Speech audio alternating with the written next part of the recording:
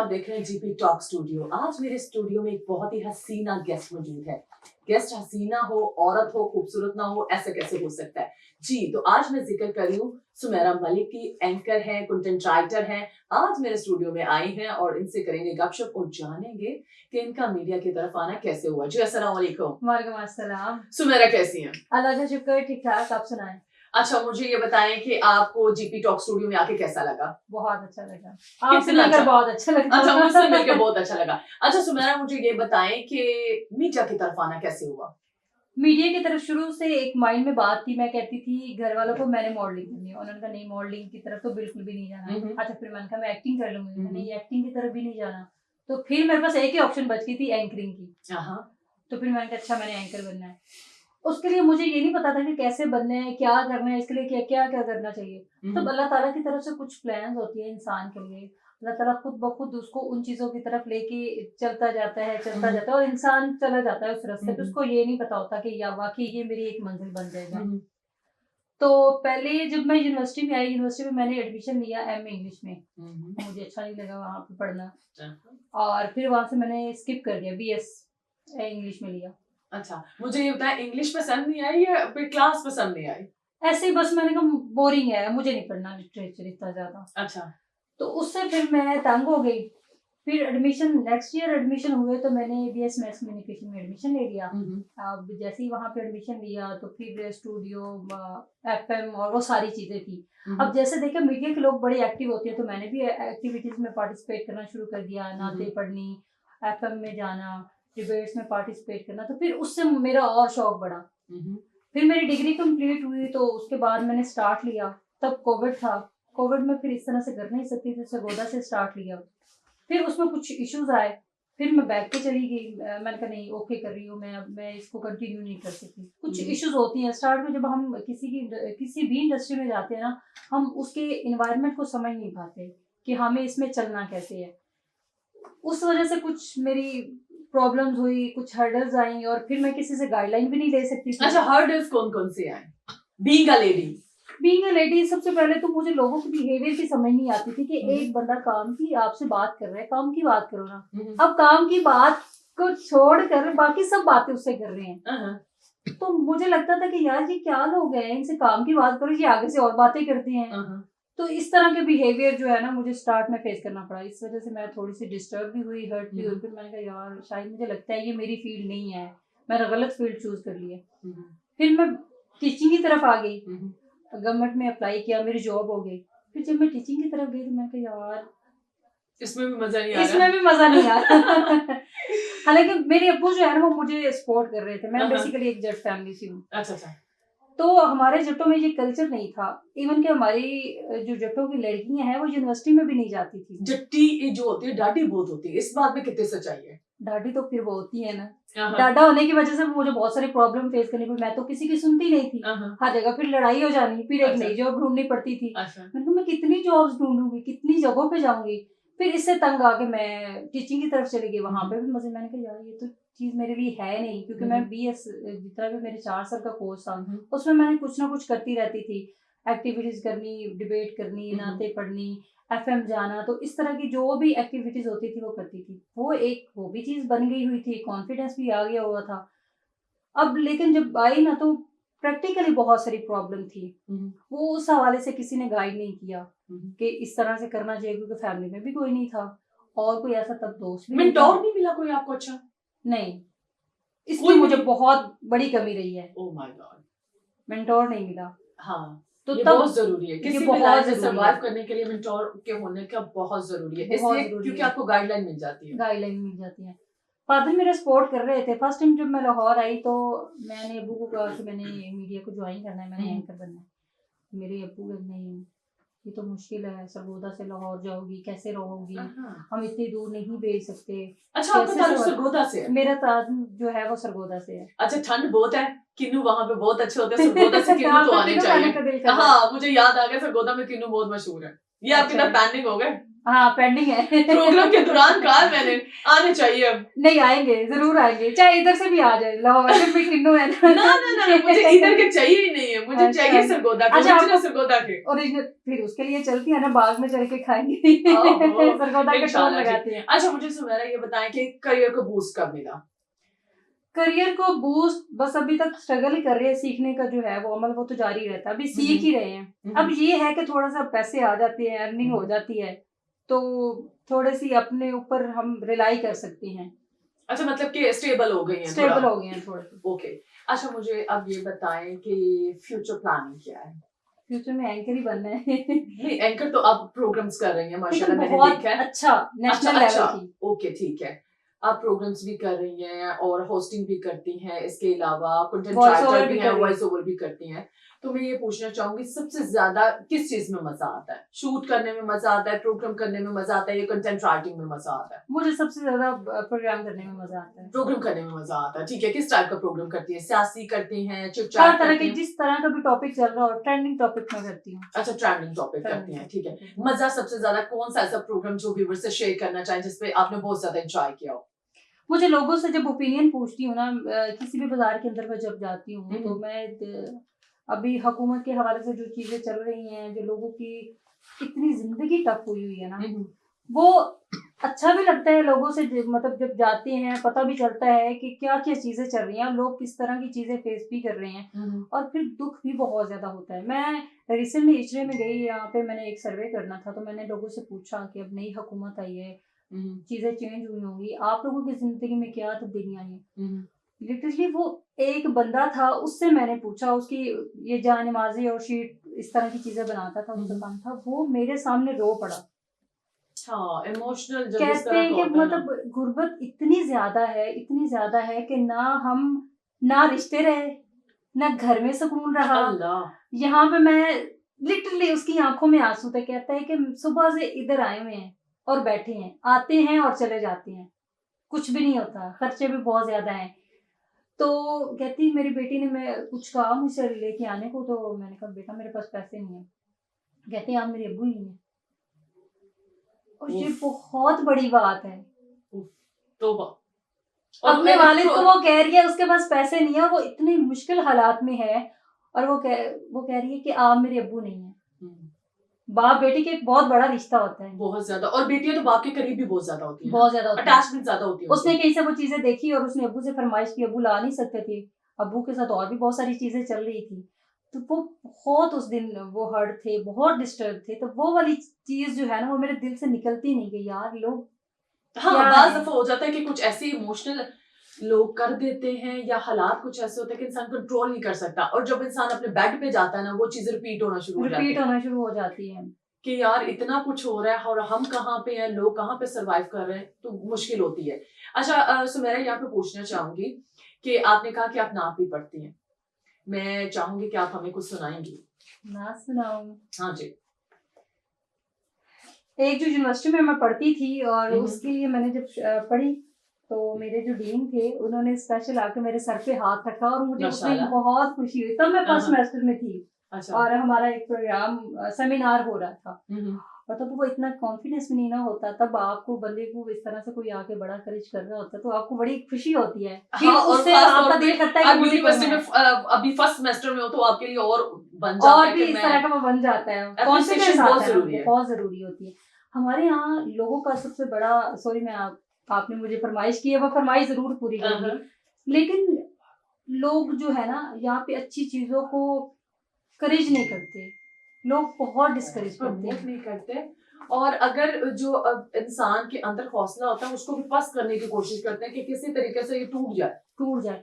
लोगों को इतना नेगेटिव किया जाता है। आप मतलब लोगों का काम होता है कि अगर कोई बंदा नेगेटिव हो रहा है, उसके साथ कुछ ना कुछ ऐसे मामला पेश आ रहे हैं, तो उसको उन चीजों से निकाला जाए, बजाय कि उन चीजों से निकालने के लोग उसको और उन चीजों में धकेलते हैं। मैं हमेशा कहती हूँ कि हमारे इधर पाकिस्तान में मसला ये है कि मुश्किल तो चलो थोड़ी सी होती है ना, इर्द गिर्द के लोग इतनी नेगेटिव फैला देते हैं, इतनी नेगेटिविटी होती है, वाइब्स इतनी नेगेटिविटी की फैला देते हैं कि मुश्किल तो वो तो चाहे थोड़ी सी हो, लेकिन उसमें इर्द गिर्द के ओपिनियन की वजह से और ज्यादा वो काम मुश्किल लगना शुरू हो जाता है। हमें नहीं पता होता लोग क्या सफर कर रहे हैं, लोग क्या क्या चीजें फेस कर रहे हैं, लोगों के क्या क्या प्रॉब्लम्स है। हम नहीं जान सकते, लेकिन हमें उनके साथ सिर्फ पोलाइट रहना होता है, पॉजिटिव रहना चाहिए, पॉजिटिव रहना और पॉजिटिविटी की माशरे में बहुत कमी है, बहुत ज्यादा। गपशप तो चलती रहेगी, मैं चाहूंगी कि ना आप नात की तरफ आते हैं। जी जी। या रब ये आरज़ू है, कुए नबी दिखा दे, कुए नबी दिखा दे, बिगड़ी बना दे मेरी, हसरत मेरी मिटा दे। या रब ये आरज़ू है, कुए नबी दिखा दे, कुए नबी दिखा दे। कश्ती मेरी भंवर में डूबी ही जा रही है, कश्ती मेरी भंवर में डूबी ही जा रही है। तू शाह बहरबर है, साहिल से तू लगा दे, साहिल से तू लगा दे, बिगड़ी बना दे मेरी, हसरत मेरी मिटा दे। माशाल्लाह सुमेरा, आपकी आवाज तो वाकई बहुत प्यारी है, और आपको दीन ने बिल्कुल सही शाबाश दी थी, बहुत खूबसूरत आवाज है, अभी बहुत तो खूबसूरत बहुत ही, अंदाज। वो तब यूनिवर्सिटी में पढ़ती थी, उसके बाद तो फिर पढ़ी नहीं, हम्म। तो प्रैक्टिस करते रहने से जरा वोकल और भी क्लियर हो जाते नहीं, हैं। आपका वोकल बहुत खूबसूरत है, वाकई आप प्रैक्टिस करें तो आप तो फटे चक दोगे। अच्छा सुमेरा, फ्यूचर की क्या प्लानिंग है? फ्यूचर में एंकर के अलावा बताना मुझे। एंकर के अलावा तो मेरी कोई विश है ही नहीं। अच्छा, हाँ। हस्बैंड की विश नहीं है? नहीं, हस्बैंड की विश बस ठीक है, अच्छा इंसान मिल गया तो कर लेंगे। नहीं, लड़का कैसा होना चाहिए, कुछ वो होती मैं है कभी ना। नहीं सोचती, देखिए जब भी वक्त के हिसाब से चीजें चेंज हो जाती है। हम्म, आज मेरी कोई और डिमांड होगी, कल को मेरी कोई और डिमांड होगी, हम्म। तो नेचर के हिसाब से भी होता है, आपकी नेचर मैच करती है नहीं करती, कितना सपोर्ट करता है, कितना केयरिंग है, तो वो तो वक्त के हिसाब से चीजों को हम डिफाइन करेंगे ना। लेकिन कुछ सोचा तो होगा? मैं नहीं सोचती, कभी भी नहीं सोचा? कभी भी नहीं सोचती। कोई पसंद आया? अभी तक कोई भी नहीं? अपने मुताबिक जहन में एक खाका तो होता है। मैं कहती हूँ बस अच्छा हो, सपोर्ट करने वाला हो, जो मैं जिस फील्ड में हूँ, इस फील्ड में मेरी हर बात को सुने, मुझे सपोर्ट करे, मुझे करेज दे, मुझे हौसला दे। कहीं पे अगर मैं बैक पे जा रही हूँ या मेरे अंदर इमोशनली मैं डिस्टर्ब हूँ, तो मेरी चीजों को समझे। अच्छा, आप चाहती हैं कि कोई ऐसा बंदा मिले जो आपकी मीडिया की लाइन को भी साथ रखे? हाँ, कैरी करे। अच्छा, आप शादी के बाद काम करेंगी? जरूर। ओके, इसलिए इसका मतलब आपको अपनी लाइन का बंदा चाहिए। हाँ, अपनी लाइन का बनना चाहिए। ये इस वजह से भी करना चाह रही हूँ, जब मैं पहली दफा मैंने अब्बू से फरमाइश की कि अब्बू मैंने एंकर बनना है, तो मेरे अब्बू ने कहा नहीं, ये तो फील्ड जैसे एक कॉन्सेप्ट बना हुआ कॉन्सेप्ट है। बना हुआ है, जी जी। हालांकि ये अपनी चीज होती है कि औरत को खुद अपने आप को प्रोटेक्ट करना होता है। यूनिवर्सिटीज में अंदर जाएं, कॉलेज के अंदर चले हर जाएं, जगह। हर जगह पे है हरेस, हर जगह पे होती है लड़की, बिल्कुल सही कह रही हैं। और इस तरह के लोग हर जगह पे मौजूद होते हैं। ये आपको याद, मुझे लगता है इस चीज की ट्रेनिंग देनी चाहिए लड़की को। हाँ, ट्रेनिंग देनी शट चाहिए। कॉल कैसे देनी है। हाँ, और बेसिकली मसला यहाँ पे आता है कि हम मीडिया की लाइन को कह देते हैं। मुझे लगता है कि जितने लोग मेरे साथ फ्रेंड जोन में है, औरत के लिए हर लाइन ही मुश्किल है। हर लाइन ही मुश्किल है, तो ये इसका एक तरह का इमेज बना होता है। फिर अब्बू ने मुझे बहुत सपोर्ट किया, फिर मैं नहीं कर पाई, अब्बू की मेरी डेथ हो गई, तो ये उनकी बहुत बड़ी विश थी कि मैं एंकर बनूं। जबरदस्त। और अब मेरी एक ही विश है कि बस मैं एंकर बन जाऊं। अच्छा, इसका मतलब है कि सुमेरा के पीछे मेरे बाबा की फादर विश है। शामिल है। मेरे पीछे मैं जितनी स्ट्रांग हूँ ना, मैं बहुत बुलंद हूँ, मैं बोल देती हूँ, मुझे कोई लिहाज नहीं है।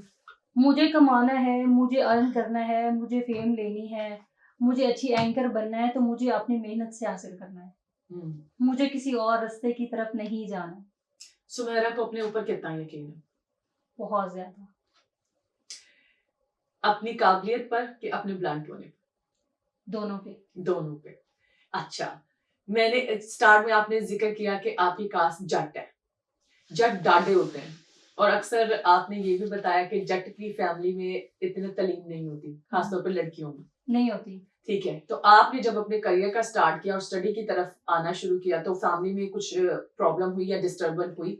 बहुत ज्यादा हुई। मेरे नाना अबू जो थे, हमारे गांव में ना पंचायत होती है, तो मेरे पगड़ी नाना, सिस्टम चलता है ना, हाँ, पंचायत पगड़ी और पगड़ी सिस्टम, हाँ। सिस्टम चलता है। तो जी, जी। नाना अबू जो थे वहाँ के सारे फैसले करते थे, सरबराह थे अच्छा, पंचायत में, ठीक है। पंचायत में।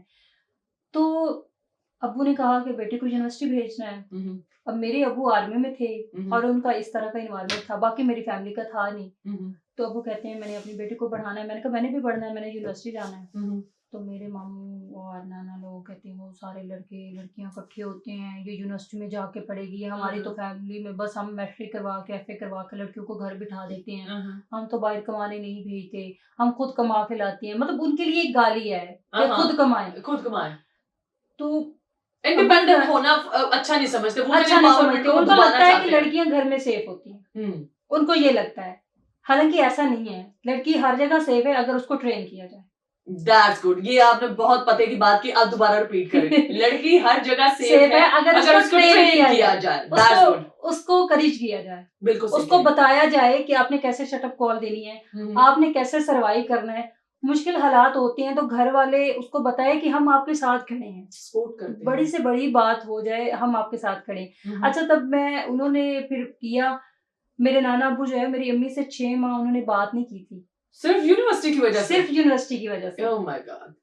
उन्होंने कहा नहीं, हमारे तो ये खिलाफ है एथिक्स के, ये वो नहीं बात की। फिर आहिस्ता आहिस्ता आहिस्ता आहिस्ता फिर नाना, मैं जब पढ़ती थी नाना से बात करती थी आती थी, तो फिर वो खुद ही ठीक हो गई। उनको लगा कि नहीं ये ठीक है, गलत लाइन नहीं है, अच्छी चीज है, बच्चियों को पढ़ाना चाहिए।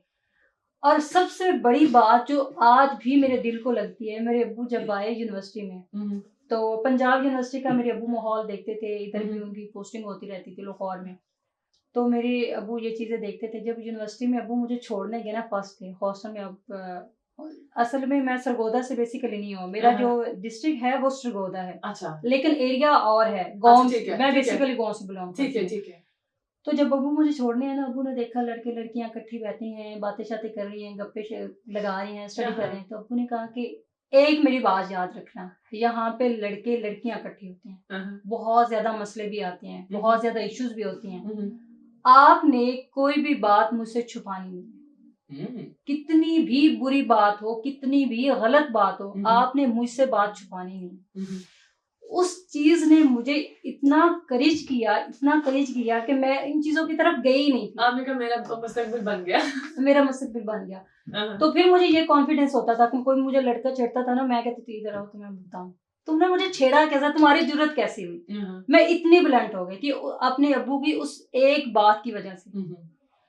तो मेरे लिए तो वो बहुत आइडियल है। मैं कहती हूँ कि हर बेटे के अगर बाप इस तरह से उसको सपोर्ट करे ना, तो यकीन माने ये जो इनके साथ बहुत सारे मसाइल होते हैं ना, ये आधे उधर ही खत्म हो जाए। फैमिली सपोर्टिव नहीं होती ना, उसी वजह से सपोर्टिव नहीं होती। अच्छा, न्यू जनरेशन, न्यू लड़कियां जो मीडिया की तरफ आना चाहती है, मीडिया लाइन को ज्वाइन करना चाहती है, क्या कहना चाहेंगे इस बारे में?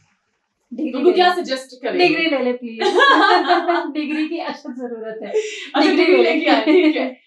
ओके सुमेरा, बहुत अच्छा लगा आप GP टॉक स्टूडियो में आए और आपसे बात करके। आजकल के जो यूट्यूबर है, मैं उनके बारे में भी एक बात कहना चाहती हूँ। उनकी वजह से हमें उन सबको लगता है कि यार कोई भी माइक उठाएगा, पकड़ लेगा और वो बन जाएगा, एंकर बन जाएगा। ऐसा नहीं होता, इसके लिए मेहनत करनी पड़ेगी। अगर आपने एंकर बनना है तो आपको मेहनत करनी पड़ेगी। आप माइक पकड़ लेती हैं और लोगों को इस तरह से शाउट कर रही होती हैं, लोगों की आपने लिहाजा निकाल दिया। सीरियसली, जो मीडिया में एथिक्स और कोड सिखाया जाता है वो खत्म कर दिया। जो जर्नलिज्म में आपको पढ़ाया जाता है, सिखाया जाता है, वो तो कहीं पे भी नहीं है।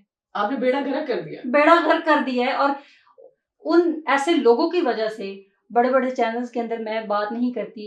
लोगों ने मैट्रिक पास भी नहीं होते लोग, उनको वहां पे लाकर बिठा देती हैं, उनको प्रोटोकॉल देती हैं। उनका इतना दिमाग खराब होता है, उनको लगता है कि हमसे बड़ा एंकर कोई है ही नहीं, या हमसे बड़ा स्टार कोई स्टार भी नहीं। आप उस चीज की उनको लत लगाते हैं। लत लगाने के बाद जब वो उस चीज की आदी हो जाती हैं, फिर उनको किसी भी हाल में अपनी उस चीज को मेंटेन करना होता है। कैलिबर इतना होता नहीं है, स्टडी इतनी होती नहीं है, उनकी चीजें होती नहीं है इस तरह से, वो फिर वो शॉर्टकट practice- लेते हैं। हाँ वो शॉर्टकट लेती है, और शॉर्टकट का फिर आपको पता ही है क्या होती बिल्कुल है। सही कह रहे हैं। अच्छा, बहुत शुक्रिया सुमेरा, आपने अपना कीमती वक्त दिया। मुझे पता है आपका आज शेड्यूल काफी बिजी था जी। तो व्यूअर्स, उम्मीद करती हूँ आपको आज सुमेरा मलिक के साथ पॉडकास्ट का बहुत मजा आया होगा। कमेंट बॉक्स में अपनी राय का इजहार लाजमी कीजिएगा। इसी के साथ आयशा तहसीन को दीजिए इजाजत। अल्लाह हाफिज।